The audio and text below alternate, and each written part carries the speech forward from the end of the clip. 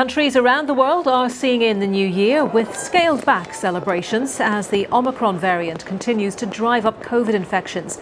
This was the scene at the ancient Acropolis in Athens. President Biden has approved a disaster declaration in Colorado after entire neighborhoods in two towns north of Denver were engulfed by wildfires on Thursday. Thousands of residents fled and hundreds of homes were destroyed. Coronavirus infections in the UK have reached a record high. Estimates suggest 1 in 30 people tested positive before Christmas. One study suggests the risk of hospitalisation with Omicron is about 1/3 that of Delta. And tributes have been paid to the Golden Girls actress Betty White, who has died just weeks before what would have been her 100th birthday. We start here in Japan, where officials are urging caution over the coronavirus as the nation welcomes the new year. Their calls come as cases of the Omicron variant have been reported in airports and communities in 23 prefectures so far. Community infections of the strain have been detected in 10 of the prefectures. Here in Tokyo, a counseling event was held for people in financial distress. Lawyers offered advice on housing and employment. Rice, fruits, and vegetables were handed out. Organizers say more people are struggling to support themselves as the prolonged pandemic has cost them their jobs or reduced their working hours. Many local governments are not open during this time of the year. So we held this event to help people, such as those who apply for welfare benefits and those who have problems with housing. Authorities across Japan confirmed 510 new coronavirus infections on Friday. Tokyo and Osaka reported 78 cases each.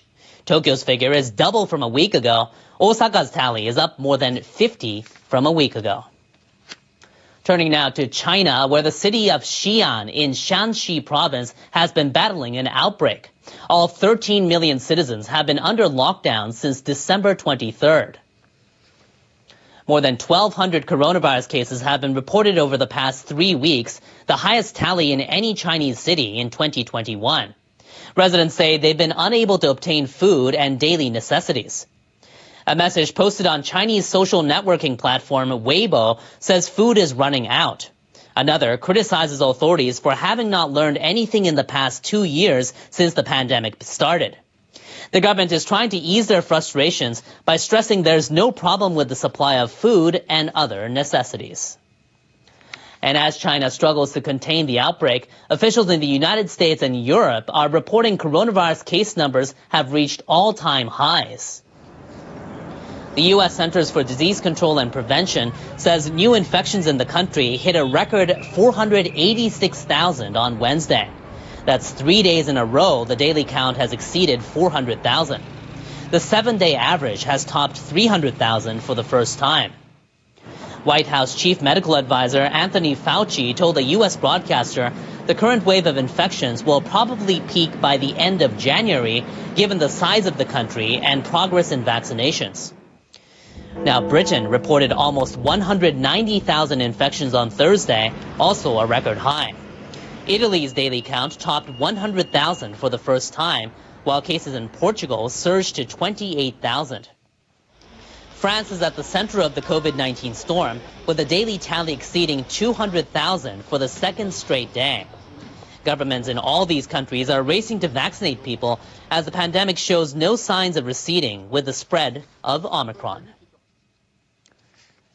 A fast-moving wildfire in the U.S. state of Colorado has destroyed hundreds of homes and forced thousands of people to flee. Officials say winds of up to 175 kilometers an hour sparked the fire by toppling power lines and spreading the flames. The grass fire swept into residential areas north of Denver within minutes. It engulfed an estimated 580 homes, a hotel, and a shopping center. It was a scary situation for many residents who had no idea about what was going on. One driver shared this video showing him narrowly avoiding the flames on a highway. The fire prompted officials to order the evacuation of 34,000 people in 2 small cities east of the Rocky Mountains. The state's governor said the flames consumed football fields of land in a matter of seconds. Very little time to get out. very little time to even get the most important parts of your life. And yes, it'll be a difficult process for Colorado families who are directly affected to rebuild their lives. At least 7 people were injured. Officials say more injuries and deaths are possible because of the intensity of the flames. The area had been dealing with an extreme drought for months before the fire.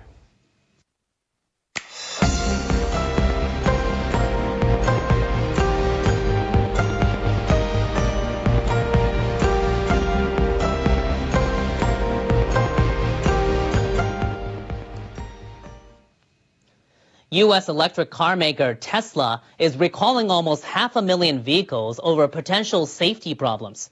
It's the company's largest ever recall, and it represents about the same number of vehicles as it sold around the world in 2020.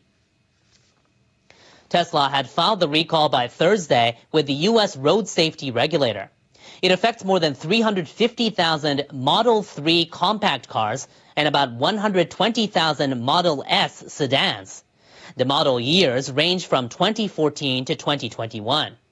The regulator says a loose latch on the Model S may cause the front hood to open without warning. It also notes repeated use of the trunk in the Model 3 may damage a cable that transmits images from the rear view camera, causing it to fail. The regulator said Tesla is not aware of any accidents or injuries related to the issues. Tesla has not commented on the recall. The safety authority is also investigating reports of a series of crashes related to problems with Tesla's driver assistance system. The technology automatically adjusts the vehicle's speed and position based on traffic conditions. Now, Tesla's CEO has reportedly ended 2021 by selling another $1 billion of his shares in the company. Elon Musk may be using it to pay his taxes. News reports say he's now offloaded shares worth a total of $15.7 billion. That's about 10% of his stake in Tesla. In November, Musk asked his Twitter followers if he should sell 10% of his Tesla shares to pay his tax bills. A majority supported the idea, and he's pushed ahead with it. The move is seen as a response to criticism the rich are not paying their fair share of taxes. But some observers say Musk had been planning the sales for a while. Forbes magazine says his net worth grew more in 2021 than anyone in the world. Next, a warning for New Year travelers here in Japan. Heavy snow is forecast along the Sea of Japan coast, and weather officials are advising people to be prepared for major transport disruption. The Japan Meteorological Agency says a frigid air mass and a winter weather pattern are responsible for the heavy dump of snow across many parts of the country. Niigata, Nagano, and Gunma prefectures have experienced especially intense snowfall. Up to 90 centimeters accumulated in mountainous areas in just 24 hours. The snow is expected to continue coming down through Saturday morning in wider areas between northern and western Japan. Up to 70 centimeters is forecast for Niigata prefecture and the northern part of the Kanto region. Meteorologists are warning of possible snowstorms and high waves, as well as traffic holdups resulting from icy roads, blizzards, and snowdrifts. They're also asking people to watch out for possible avalanches and sliding snow from rooftops.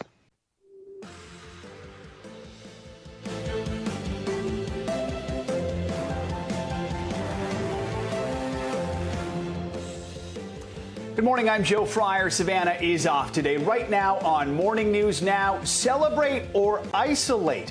A mix of revelry and worry this New Year's Eve. This morning, millions of Americans ready to ring in 2022 amid fears that COVID will crash the party.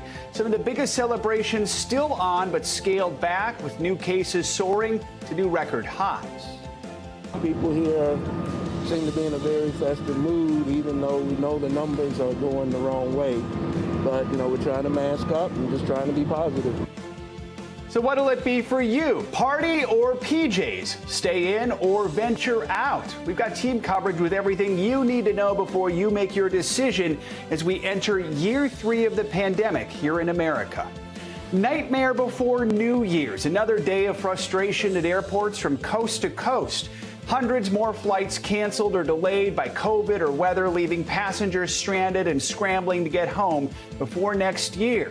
How long this problem could last, plus a new warning from the CDC for those planning on taking a cruise. State of emergency developing overnight, a wind-whipped wildfire raging through Colorado. Hundreds of homes destroyed and thousands forced to evacuate. We'll bring you the latest as crews struggle to contain the fast-moving flames. And you could call it 2021's greatest hits, an end-of-the-year twist to our weekly can't-miss list. We'll look back at some of the many memorable moments in entertainment this year. Good to have you with us on this New Year's Eve day. 2021 is ending much like it began, with a holiday-driven COVID surge. More than 580,000 cases were reported yesterday alone, shattering the record for most new cases for the second day in a row. That's prompting health officials to sound the alarm ahead of New Year's Eve celebrations. Experts are now urging everyone cancel their parties because of the rapid spread of the Omicron variant. Despite that warning, New York City is plowing ahead with its annual Times Square tradition, but in a slightly scaled back form. New York City Mayor Bill de Blasio had this to say about the preparations. It's going to be outdoors, vaccination only, masks required, socially distanced. But we want to show that we're moving forward, and we want to show the world that New York City is fighting our way through this. It's really important to not give up in the face of this.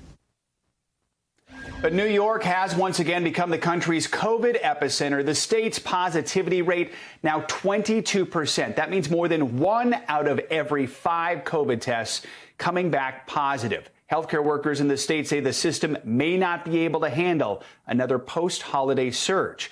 Traveling this weekend may also prove to be less than ideal. Thousands of flights have already been canceled or delayed today. More are expected beyond this weekend and beyond, leaving passengers stranded and desperate for a way home.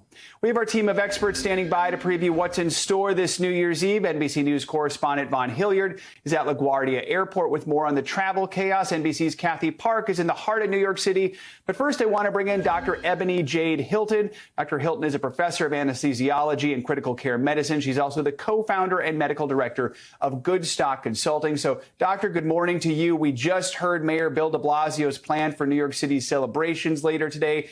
We also have heard how quickly Omicron is spreading through New York. Are these measures enough to protect anyone celebrating tonight? Big question here. What's your advice for anyone who's maybe planning on doing a New Year's Eve party or some sort of festivities tonight?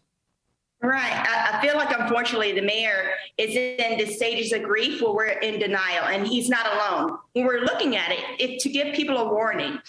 Of the persons who were celebrating Christmas last week, there's now been 10,000 Americans who has now died and won't celebrate New Year's Eve. And to take into consideration, what does 580,000 people look like? Well, you can look at the entire populace of Wyoming. That's how many people were diagnosed with COVID-19 yesterday. And said it another way, for every second, 7 people were diagnosed with COVID-19. This is not something that we can say we want to push our way through. We can push our way through and break other records as we have been as far as the number of cases of COVID-19 that we have. And our hospital systems cannot afford to have breaking of records at this point when we're understaffed. So I ask everyone, stay at home. We can do celebrations when we get time to actually catch up to what COVID-19 is doing. But right now, we have 1,000% increase in cases in Florida.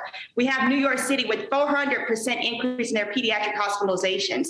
We have outbreaks in Breckenridge and in Aspen, Colorado. So you said a wildfire COVID at there too. In Ohio, we had to call in the National Guard to help with the hospitalizations that are occurring. This is throughout our entire nation. There is no state at this point that has low transmission. So stay home, be safe, wear that N95 mask, not just a mask, and get tested. That's the only thing we're going to be able to do to get through this next wave of Omicron.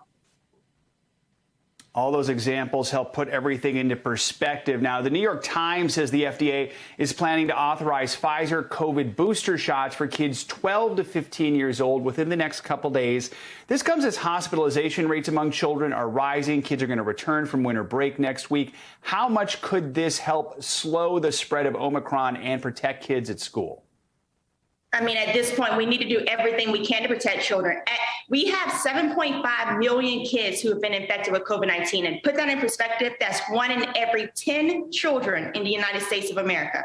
Again, we have allowed 1 in every 10 children to be infected by a virus that we do not know the long-term consequences. And unfortunately, at this point, at least 530 children have died throughout this year alone. In total, about 700 kids. And that tells you just how steep of an incline we've had in the infection rate of our children. And so we have to think differently. And vaccinating those kids and having them boosted is going to be one means by which we can protect them. But the others, again, have to be mitigating the spread by wearing those N95 masks, avoiding large crowds, especially those that are indoors, ensuring adequate ventilation if you are indoors, and then given the time for everyone in our nation to be vaccinated. But at this point, 89 million Americans remain unvaccinated, and about 51 million of those are children. So we must do what we can do to protect them. Doctor, I want to talk about some important news overseas. South African health officials say the country is now past the peak of Omicron there with no big spike in deaths. But Dr. Anthony Fauci says the U.S. is still weeks away from a possible peak. Let's take a listen. It certainly peaked pretty quickly in South Africa. It went up almost vertically and turned around very quickly. I would imagine, given the size of our country and the diversity of vaccination versus not vaccination, that it likely will be more than a couple of weeks, probably by the end of January, I would think. If this continues for weeks, what does that mean for our stressed healthcare system and really for our daily lives in the next few weeks? What it means is that we will have a lot of people die. And that's quite unfortunate because it is largely what Dr. Fauci is saying, but not saying is that it is largely related to the behavior choices that Americans are making. In South Africa, they're taking COVID-19 seriously. And when they had the outbreak, they started to roll back and say, how do we, again, place these preventative measures in place? And instead, what we have is our leading agency saying that now you can reduce your quarantine from 10 days to 5 days, right? We're asking people to follow some type of code and some type of honor code when we've shown back in July that persons who were not vaccinated said that they were, so they didn't have to wear a mask. This is the wrong move to make. We need to put up more safeguards to keep the public safe. And especially, again, when we're seeing more and more children being infected from COVID-19. At this point, for the last 20 weeks, there's been 100,000 children being diagnosed with COVID-19 each week. That is an abysmal thing that should shock all of us as far as Americans to say, who is sacred if our kids are not? So that's the difference between us and South America or South Africa, is that we're not taking this seriously. Dr. Hilton, always appreciate your candor and your expertise. Wishing you a healthy and happy new year. Thanks so much for joining us.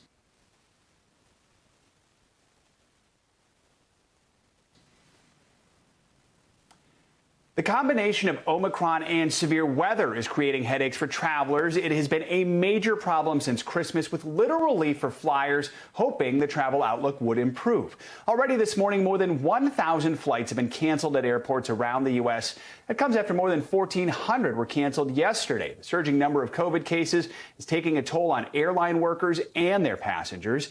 NBC News correspondent Vaughn Hillier joins us now from LaGuardia Airport in New York City. Vaughn, good morning to you. So walk us through what you're seeing at LaGuardia right now. How bad is the situation there and at airports all around the country? Yeah, good morning, Joe. When we're talking about the New York City area, you're talking about the more than 300 flights yesterday alone being canceled. Folks from those flights, they're looking for new ones. But you said that number. Already today, across the United States, 1,090 flights have already been canceled. Just look at what airline travelers have endured over this last week. You're talking about 1,438 flights that were canceled yesterday, more than 1,000 the day before, more than 1,200 the day before that, more than 1,400 on Monday. This is stress on this airline system right now, in part due to Omicron. You've seen these airlines acknowledge staffing issues. That is why you heard from the Delta CEO last week urge the Biden administration to lower the number of days in which COVID individuals with COVID who are vaccinated are required to quarantine because of the staffing issues that these airliners face. But you're also taking into account the weather that is hitting across the country, not only in the Pacific Northwest, where there were more than 100 flights canceled out of Seattle yesterday, but you also got to take into account there in the Colorado area. Already 170 flights canceled for today as you see those wildfires brush through just north of the airport. So, Vaughn, you mentioned Delta. We also know JetBlue has canceled more than 1,200 flights between now and mid-January, that far out because of the COVID surge. What is the outlook for this holiday weekend? This is tough. I mean, this goes to the airport staff as well. Take into account TSA employees. Just over the last week, there's been a dramatic increase in the number of TSA employees in airports around the country that are out. Look at the numbers here. Just yesterday, the TSA is reporting 1,778 employees are out with COVID. Just 1 week ago, that number was just 538. And that's where you hear from Dr. Hilton there talk about these numbers expected here over the coming weeks. That is why you're seeing these airlines get out in front of this, acknowledging and telling these passengers, even canceling flights days or even weeks in advance here. And you also got to take into account this weekend here, there's Winter Storm Frida that is materializing in Colorado, Arizona, New Mexico, sweeping across today throughout the Midwest, Kansas, Iowa, Michigan. It is expected to hit New York, Ohio come tomorrow. It is only expected to become worse here at these airports in the coming days. Vaughn, it's not just flying. We're getting some new guidance from the CDC when it comes to traveling on cruise ships. The agency says there's been an increase in the number of ships with outbreaks on board. Walk us through the new guidance and the impact this is going to have now on the cruise line industry. The CDC statement yesterday was quite telling and quite short. It simply came down to, quote, avoid cruise travel. Yet you continue to see thousands of Americans hit the seas here. And the reason the CDC came out with this warning was because they are now investigating more than 80% of the current cruise liners that are in U.S. waters or expected to enter U.S. waters for COVID outbreaks. Essentially, the number of COVID cases, active COVID cases on these cruise ships have met the threshold in which that has led them to begin investigating. 91 cruise ships currently out in the seas right now are under investigation by the CDC for potential COVID outbreaks. Joe? Yeah, the guidance, avoid cruises regardless of vaccination status. That was what was just so eye-catching about that headline. Vaughn Hilliard, thanks so much for your reporting. Let's bring in NBC News correspondent Kathy Park for more on what to expect this New Year's Eve. Kathy, good morning to you. You're right there in the heart of Times Square. Talk about what you're seeing and what are the steps they're trying to take to keep spectators safe. Hey, Joe, good morning to you. Happy almost New Year. We're about 17 hours away from the ball drop. And yes, the preparations are well underway. We do see a huge law enforcement presence all around Times Square. The barricades are up. But of course, this iconic celebration comes amid the backdrop of COVID. So there are certainly a lot of strict protocols in place. So everyone will be required to be fully vaccinated, and they will be checking your IDs to match with your vaccination cards. Also, everyone out here, all the revelers, will be required to mask up as well. And something different that they're doing in comparison to past years, folks will be asked to come later on in the afternoon. So entry time will be in the 3 o'clock hour. So we had an opportunity to talk to some spectators about the changes. Here's what they had to say. I also think that we should be wearing masks and you should be vaccinated, and because then it keeps the numbers down. But I still think it's good to get back to normal. People here seem to be in a very festive mood, even though we know the numbers are going the wrong way. But, you know, we're trying to mask up and just trying to be positive. And Joe, as you know, pre-pandemic, the crowds here on New Year's Eve, especially, folks are just kind of shoulder to shoulder. Well, the crowd capacity has gone down considerably. They're paring down the celebrations tonight. Typically, we see about 58,000 revelers. That number is going to be capped at 15,000 today. Okay, so Kathy, we know New York City's going ahead with its celebration, but other cities like Atlanta have already canceled their parties. Has Mayor de Blasio said why he feels New York City is safe enough to hold a massive event right now? Yeah, so, you know, a lot of pushback initially when they said the events were going to still happen, still go on. But Mayor Bill de Blasio said, look, this event is going to be outdoors. Everyone will be vaccinated. Everyone will be masked up. He also touted the vaccination numbers here in New York City, crossing about 80% vaccinated for New York City residents. He felt very confident with all those things coming together. And he also said that, look, New York City, Times Square, it's iconic and it's symbolic. You know, we had a very rough year. We crossed a lot of milestones, and this is just a symbol of us forging ahead after a year of adversity. Kathy Park, and of course, one of the headliners tonight performing LL Cool J's dropped out now because he tested positive for COVID, a sign of what we're dealing with right now. Kathy, thank you so much. Another major story we're following this morning, wildfires in Colorado. The governor declared a state of emergency after hundreds of homes burned in the Boulder area. Tens of thousands of people were evacuated when a rare wind-driven wildfire tore through suburban neighborhoods yesterday. Governor Jared Polis described the situation as absolutely devastating. NBC's Jennifer Bjorklund has the latest. Oh my God. Smoke, flames, chaos as historic winds push fire into neighborhoods. Homes built and cherished over lifetimes, gone in a few minutes. This area, for those who don't know this area of Boulder County, is right in and around suburban subdevelopments, stores. It's like the neighborhood that you live in. Colorado's governor adding the winds are pushing flames the distance of a football field in a matter of seconds. Cars filled with evacuees can barely stay ahead and get to safety. They are actively running from fire behind them. The hope is everyone made it. However, I'd like to emphasize that due to the magnitude of this fire, the intensity of this fire, and its presence in such a heavily populated area, we would not be surprised if there are injuries or fatalities. The fire, just 1,600 acres, has destroyed hundreds of homes, taking all 370 in one subdivision, more than 200 in another, leaving thousands of people out in the cold, with fire crews unable to fly over because of erratic winds.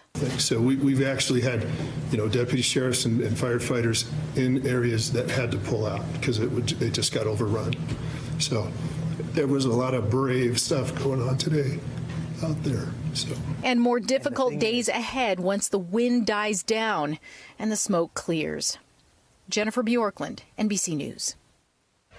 We're joined now by the mayor of Superior, Colorado, Clint Folsom, who is in a town that is just a few miles southeast of Boulder. Mayor, thanks so much for taking time to speak with us. We know you have a lot on your plate right now and probably got little to no sleep. Help us understand, what's the situation like this morning? Was there any improvement at all overnight?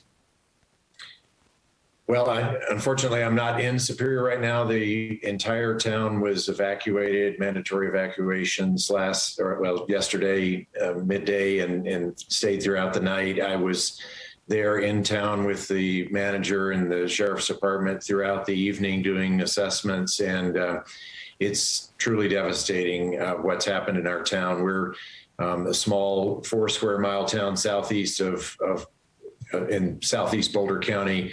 And we've lost hundreds of homes. And as of this morning, winds were dying down when I left town last night. Had to leave because of the evacuations, but things were still on fire, and it was tragic. Mayor, the sheriff of Boulder County said he wouldn't be surprised if there were casualties from this. Do you know at this point of any injuries or fatalities? I've heard of a couple of people going to the hospital with some fire-related injuries. I'm not aware of any fatalities, but as the sheriff said, it will not surprise me either. People literally had minutes to evacuate. Our family lost two family members lost homes, and it was just a matter of minutes to get out. We know this comes in the holidays, a few days after Christmas. We heard reports that people's Christmas light timers were still going on, even though people were evacuating last night. What is your message to people in your town right now who've been forced to evacuate? What do you want them to know? We've got an enormous amount of resources working on this. I know people want to get back in to see the situation, and as soon as it's deemed safe to do so, the sheriff's office will make that possible. But as of right now, we don't have an estimate on when that's going to be. We are expecting cold winter weather, which is going to make things challenging. In one regard, it should help fire conditions considerably, but I know people want to get back in, and just know that people on the ground are working nonstop to stabilize the situation and get people back in so we can see what's going on. People are watching this right now. People are watching this right now from all around the country. They might be wondering how they can help. What is it you need right now? Right now, the Boulder Emergency Management Office has a website up with a considerable amount of information, boulderoem.com. And on there's a link to donate. That is where we would direct people if they want to help out with this crisis. And they will continue to update that as more information becomes available. Mayor Clint Folsom, we are thinking of you and your community, hoping you all stay safe and that these fires are put out as quickly as possible. Thanks for taking some time this morning. We appreciate it. Thank you. All right, 転職の相談するなら自宅でスマホでオンライン面談リクルートエージェント歌うんだったら言ってよ Let's get a check now on your morning news now weather. Michelle Grossman is with us. Michelle, good morning. Good morning, Joe. And we have so much to talk about. We have those wildfires, the tragic wildfires we just saw. We have frigid air in the northern plains with wind chills 50 below zero. We're watching the threat for severe storms today and tomorrow. And of course, we are watching the snow out west. So this is video from Wrightwood, California, where they have just been pounded with heavy snow in the highest mountains of Southern California. The cars are going nowhere quick. If you don't have the snow chains, you're not going anywhere. So they're in effect. We're looking at the snow plows really working hard. But this is the good news. We're looking at some snowmen being built too. So a little bit of fun among all the trouble of trying to get around there. And we are still seeing feet of snow falling in the west today. 30 million people impacted. You still see tons of alerts, watches, and warnings all across the area, 1 to 2 feet in the highest elevations there. And on top of that, we have those frigid mornings. So as we're celebrating tonight, we're looking at wind chills 50 below zero. Tomorrow morning, you're going to be waking up to 45 below zero in terms of the wind chill in Fargo. So this is the setup. We're going to see that area of low pressure bring 1 to 2 feet of snow in the Rockies. And then we're really watching this closely tonight into tomorrow morning. Severe weather from Texas to Kentucky. That expands on Saturday. We're looking at the risk for some large hail, tornadoes, even some damaging winds in the southeast once again, and some heavy rainfall. We could see some flash flooding. Sunday doesn't look much better. The severe threat lessens, but we're looking at a lot of trouble along the coast on Sunday, where we could see a lot of travel issues for everyone trying to get back for work on Monday. This is a look at your rainfall forecast, 2 to 4 inches locally, but we could see some higher amounts leading to some flash flooding. So we want to end with this because we need to end with some good news. The ball drop looking really good for tonight. It looks like the showers are going to hold off. So New Year's Eve in Times Square, 49 degrees with cloudy skies. And Joe, that's really warm for this time of year. We're going to be warm again tomorrow, and then the temperatures come crashing down late on Sunday. Back to you. All right, that's good. We could use a dry ball drop tonight. We could all use that while we're watching it on television. Yes. All right, Michelle, thank you so much. All right, this morning we are learning more about that high-stakes phone call between President Biden and Russian President Vladimir Putin. The two leaders spoke yesterday about the 100,000 Russian troops staged on the Ukrainian border. President Biden promised the U.S. and its allies would, quote, respond decisively if Russia invaded. Putin countered that additional sanctions would result in a complete rupture of relations between the U.S. and Russia. Joining us now from London, NBC News correspondent Ali Arouzi, and from Wilmington, Delaware, with the president is White House correspondent Mike Memoli. Good morning to both of you. Mike, let's start with you. This is the second call between the two presidents in the last 3 weeks about these rising tensions in Ukraine. What do we know about their conversation yesterday? Well, Joe, this second conversation in a matter of just a few weeks was much shorter than the first, lasting just about 50 minutes. And it was clear, given the fact that Russia had initiated this call, that that was the side that had a clear message that they wanted to send. President Putin, according to one Kremlin official, sending a rather clear message that this threat of sanctions that the West has offered to try to deter Russia from invading, if it was realized, would lead to, as you say, a complete rupture of U.S.-Russian relations. It would be something, this official went on to say, that would be regretted by the descendants of all involved. Now, here's what the White House is saying, a statement from White House Press Secretary Jen Psaki saying President Biden urged Russia to de-escalate tensions with Ukraine. He made clear that the United States and its allies and partners will respond decisively if Russia further invades Ukraine. But President Biden also expressed support for diplomacy starting early next year. This was one of the few areas of agreement in the readouts we got from both sides after this conversation, as both sides look ahead to 3 sets of talks that are scheduled to happen in mid-January, in Geneva. They are all saying that the conversation that these two leaders had yesterday was helpful, constructive in sort of setting the table for those discussions, as one U.S. official put it, setting the contours for what those leaders will discuss, and to see if there's any way to step back from what is obviously a very delicate situation. Ali, I'll bring you in here. Do we have some insights into what Putin wants in the form of a treaty draft released earlier this month? He's seeking certain assurances from NATO. What were his demands, and how has it been received by NATO nations across the globe? That's right, Joe. Putin had put forward an 8-point draft treaty detailing his demands, and they were contentious to say the least. He wants legal guarantees from the United States and NATO over Russia's security. He wants assurances from NATO that Ukraine will not be allowed to join the alliance.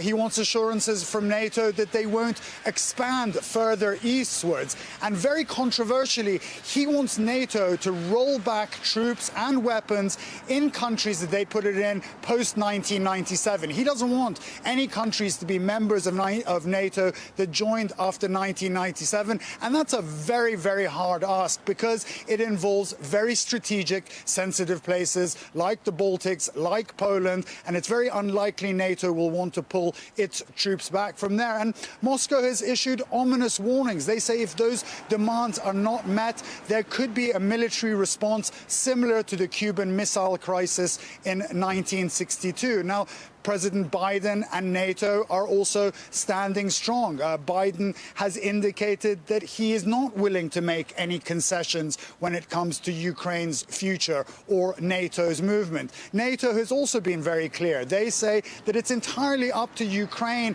and NATO member states if Ukraine is to join the alliance, and it's not up to Russia to call the shots. So, Mike, President Biden warned the U.S. and allies would respond decisively if Russia invaded again. Quickly, we're tight on time here, but do we have an idea of what that could mean? Yeah, so much of the diplomatic work that's been happening over the last few weeks has been on the U.S. side, trying to make sure that our allies are still on board with the severe sanctions that have been threatened, including cutting off Russia from the international banking systems and some direct and steep direct sanctions on oligarchs and potentially even Putin himself. But the U.S. has defined escalation to mean an actual invasion, and it's unclear, and Putin is clearly testing whether he can get away with more provocative behavior short of an invasion that would not lead to any consequences. Joe.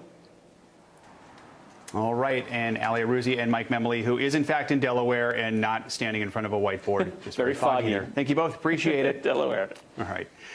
Coming up, new research shows the pandemic is still taking a toll on students. When we come back, the states where kids are struggling the most and the subjects they're having the most trouble with. Plus, how to change that trend in 2022.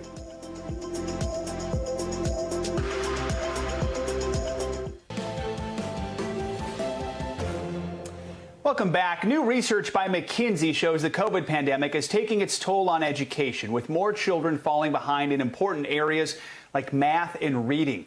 North Carolina is among the hardest hit states in the country. Data shows that twice as many ninth graders are being held back to repeat the year compared to 2018.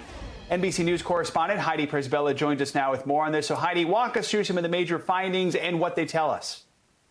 Hey, good morning, Joe. We know that kids have fallen behind during COVID, but now we're really getting a look under the hood at how many have fallen behind and who they are. North Carolina really is just a snapshot of what's happening nationwide, with McKinsey coming out with this new research. So let's just walk through some of the numbers. With reading, for instance, majority Black schools have fallen about 4.9 months behind.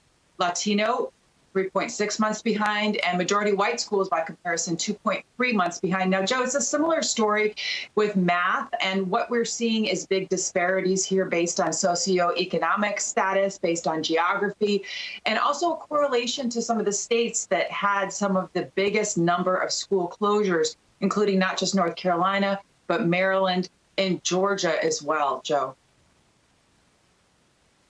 Some of this is probably not surprising, but it is interesting to see actual specific numbers tied to this. So how did we get here? What do experts say are behind some of these worrying trends? What we're seeing is really these pre-existing achievement gaps being widened by COVID. Of course, there was chronic absenteeism in addition to schools being closed. These are things that pre-existed before the pandemic, but were just made worse by it. It's important to understand as well, Joe, that this is not something that happened in the past. This is something that is ongoing. Take a listen to an expert here who's been tracking this data on a monthly basis. We now very clearly know that in-person learning is more effective than remote learning during the pandemic. And we also know that students are continuing to slip behind even this fall, and especially our most vulnerable learners. So the combination of that knowledge is leading districts and schools to need to prioritize keeping students in school. So the timing of this research coming out is also important, Joe, because students head back to class on Monday, and it really does explain why you saw New York City Mayor Bill de Blasio, as well as many other districts, say that they are determined to bring kids back in person instead of having another shift to remote, even though we have now the most transmissible variant yet of COVID hitting us now. All right, Heidi, some sobering numbers. Thank you so much for that report. Appreciate it.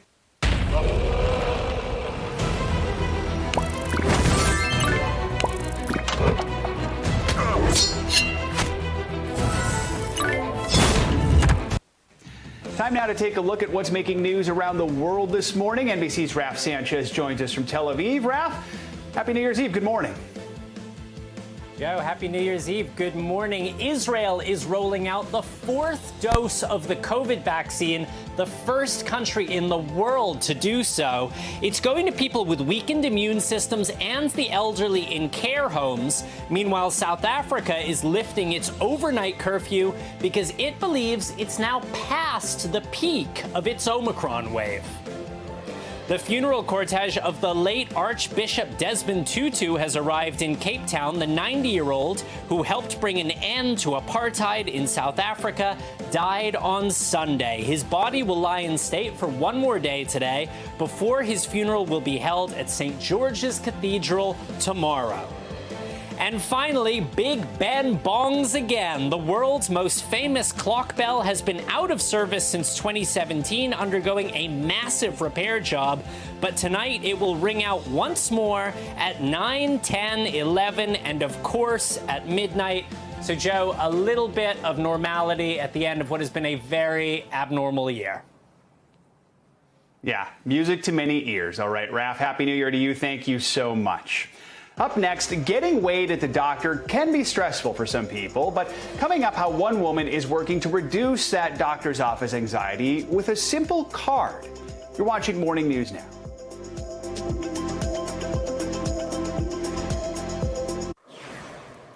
Even for a planet with a temperature of nearly -400, Pluto has been out in the cold for the last few years. Back in 2006, it was downgraded from being the solar system's 9th planet to a dwarf planet, but now its luck could be changing. That's because a team of scientists is pushing to reclassify Pluto as an official planet. The group argues that the decision to downgrade it was based on astrology and folklore rather than actual science, that any other geologically active body should be considered a planet. However, if the organization in charge of naming did agree, then there would probably be more than 150 planets in our solar system, including bodies currently classified as moons, which would instantly make those elementary school astronomy tests significantly harder.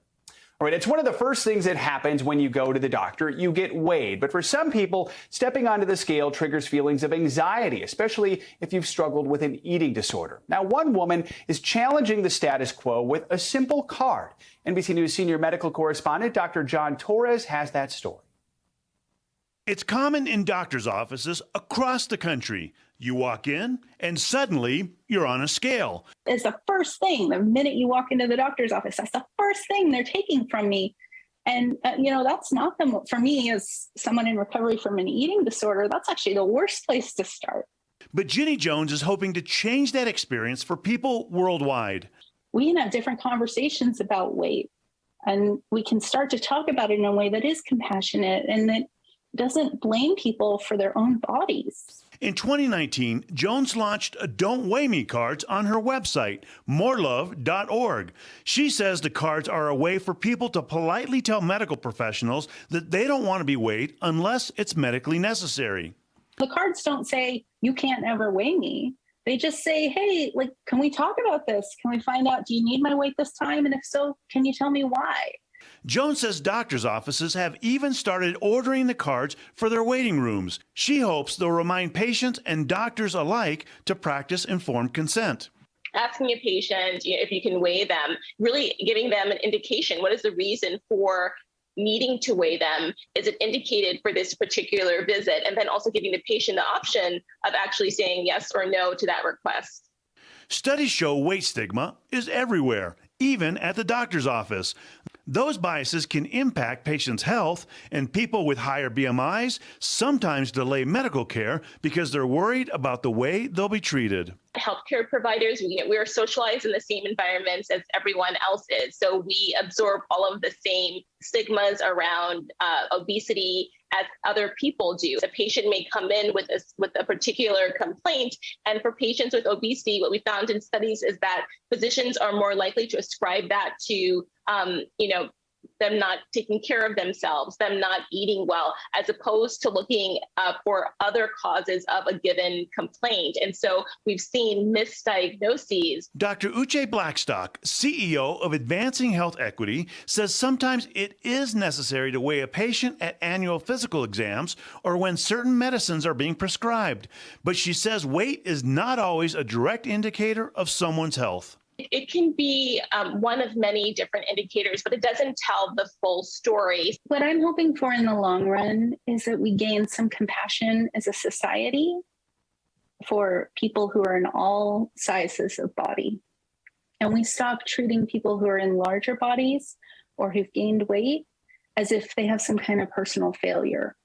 And these cards are to protect those people who are walking around feeling like they've done something wrong.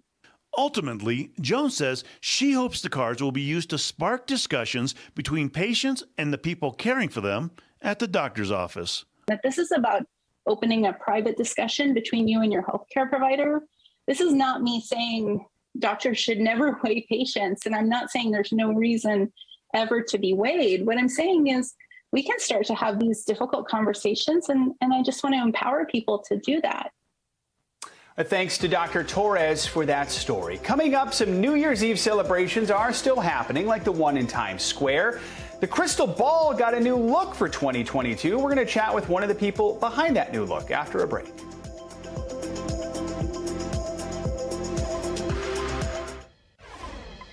Tonight, even though many people are changing their New Year's plans, one thing is certain: that giant ball will drop in Times Square, and it'll look spectacular. Earlier in the week, workers installed 192 new crystals on the ball, which weighs more than 11,000 pounds. Joining me now is one of the men behind the world's most famous crystal balls. That's Waterford Crystal Master artisan Tom Brennan. Thanks so much for joining us, Tom. Good to have you with us. So every year the ball has a theme. What's this year's theme, and how did you pick it? Yeah, good morning. Hello, viewers, and Happy New Year to everybody. I mean, this year's theme is called The Gift of Wisdom. Waterford Crystal each and every year introduces a brand new theme, and we are renowned for unrivaled brilliance and unrivaled quality, and this year is no different. And around that theme is a great collection of giftware, of stemware, of beautiful, ornaments. And this is what Waterford Crystal is all about. We're all about celebration. We're all about bringing people together. And you've got that famous brand name there right above my head, just watching as the 1.2 billion people around the world prepare to celebrate. So Waterford's been involved with the ball drop now since 2000, so more than 2 decades. Talk us through how the whole design and construction process even works. Yeah, and that's a great question. I mean, it really is like a bringing together of the minds because, Waterford Crystal, our kind of headquarters located in Waterford, Ireland, going back since, 1783. So it's a bringing together of the engineers, of the glass blowers, of all the marketeers. I mean, we test all the hydraulics. It is literally a global operation. When Waterford Crystal comes together, we know that we have got to get it right because we're renowned for quality. We're renowned for everything being right first time. So the amount of testing that we get together to make this happen. Right now, we're testing the hydraulics as it goes up and down Times Square to make sure that, the 200 million people here in the United States, the 1.2 billion people around the world, they expect a lot from this great brand, and we're going to deliver all over again. Yeah, you want to make sure everything works right. Now, as you know, crowds in Times Square are limited at this year's ball drop, kind of like last year. One of the performers, LL Cool J, pulled out after testing positive for COVID. It's been a tough year. Why is it so important for the world that this event still goes ahead with the ball as sort of the shining beacon in the middle of it all? Yeah, we've been watching. I'm watching the news like everybody out there. There's so many cities here in the United States, of course, globally, that are canceling pretty much everything. And I think it's a real testament to Waterford Crystal, to the Times Square Alliance, to the authorities in New York City. Yes, we understand it's a scaled-back version. We get it. We understand it. We think it's a great call. But I think more importantly, it's actually going ahead. And I think that's a real sign of confidence. And, we at Waterford Crystal, we're just incredibly grateful that the iconic Waterford Crystal Times Square Ball celebration continues this year. But we will have people, watching across the world, across the nation as they sit in the comfort of their own home. Hopefully, maybe perhaps with a great Waterford Crystal toasting flute or a beautiful double old fashioned that Waterford is famous for, celebrating with your loved ones, getting ready with great confidence and great optimism for 2022. And Tom, real quickly, show us what's in your hand there. What do you got? Oh, yes, this is actually one of the triangles, one of the crystal triangles from the ball itself. So there's 2,688 of these beautifully designed Waterford Crystal triangles. So you've got 32,000 LED lights behind this, generating billions of light prisms and combinations. And that's what you see. That's the spectacle that everybody will be seeing tonight, as that famous Waterford ball drops, and we get ready for that great celebration.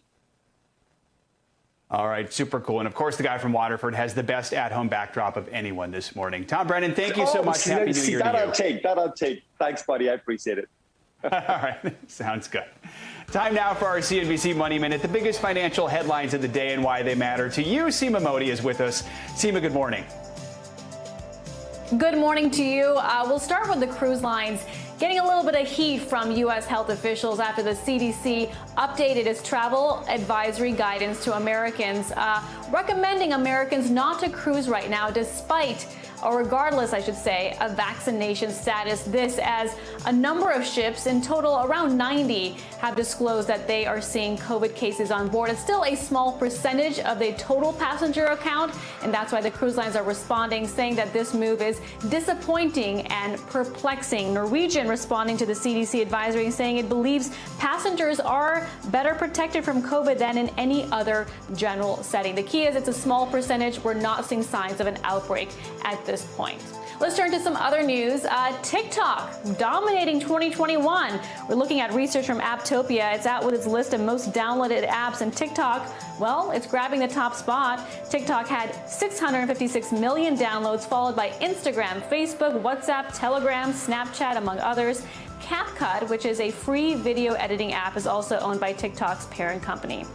Now, if you're looking to toast the new year with your favorite brand of bubbly, you should probably brace for some disappointment. There's a shortage of champagne, at least among the higher end varieties. Brands such as Moet, Dom Perignon are sold out in many markets, and the big reason, they say, is increasing demand, a smaller grape harvest, and those ongoing supply chain issues.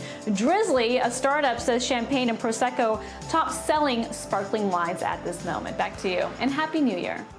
Get that champagne. And Happy New Year. And I'm going to Exactly. I'm going to double check our supply right now. All right, Seema, thanks so much. Happy New Year. There you go. 2021 is going to be remembered for a lot of things, including its pop culture moments. We're looking back at the people and performances that made us laugh, cry, even gasp this year. We'll be right back.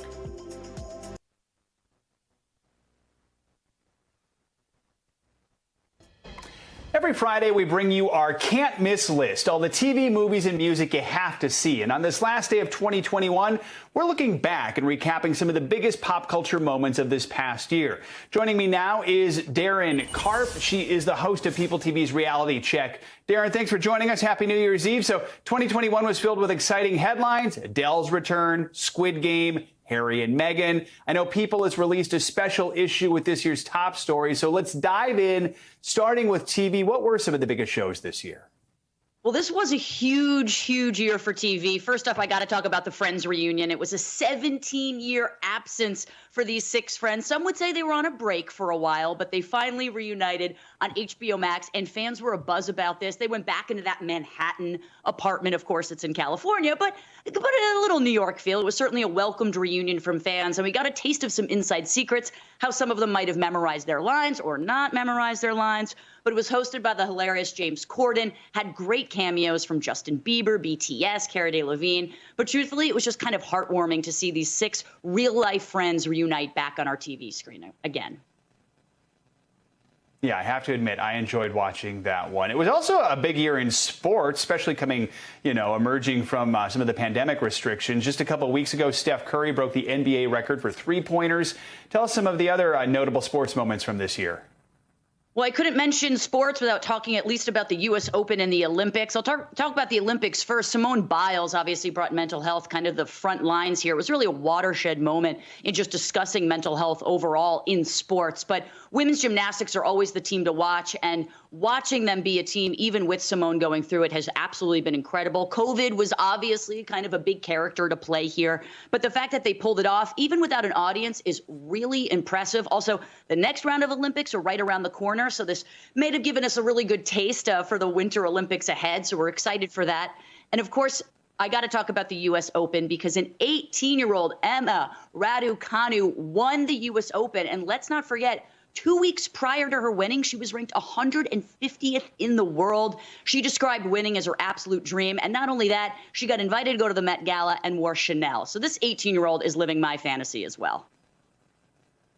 Very quickly here, let's talk about Broadway. The first performance really back this summer was Springsteen on Broadway. How big of a deal was that?